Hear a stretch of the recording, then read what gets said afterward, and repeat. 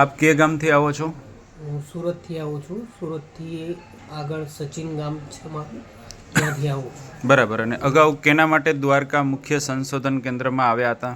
અગાડી મારા ફાધરને પ્રોસ્ટેટનું કેન્સર હતું, જી. જે અમે ડૉક્ટરને બતાવેલું હતું. હા. તો ડૉક્ટરે અમને એમ કીધેલું કે આ ભાઈને હવે તકલીફ બહુ વધારે છે, બહુ વધારે ટાઈમ જીવી શકે એવું છે નથી એમ. બરાબર. એ પછી અમે આ એના યુટ્યુબ પર વિડીયો જોયો ને અમે અહીંયા આવ્યા, અહીંયાની દવા કરી અને સાથે ડૉક્ટરની બી દવા કરી. તો હવે અત્યારે મારા ફાધરને લગભગ 99% સારું છે. બરાબર છે. એટલે અત્યારે એલોપેથી દવાઓ ચાલુ છે કે બંધ છે? ના, અત્યારે એ દવા બંધ કરી દીધી. કેટલા સમયથી આ બંધ છે?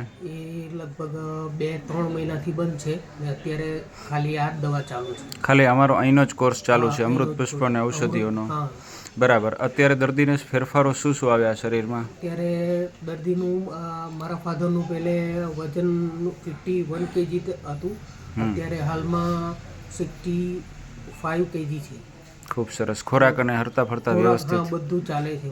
બરાબર. કે જે ડૉક્ટરોએ ના પાડી દીધી હતી હા, હા. એ વસ્તુમાં અત્યારે રિકવરી સારી છે. આપ રિપોર્ટ પણ સાથે લાવ્યા છો. હા, રિપોર્ટમાં પણ એકદમ તકલીફો સ્ટેબલ બતાવે છે. હા, હા. ખૂબ સરસ. અને દર્દીનું આખું નામ જણાવો.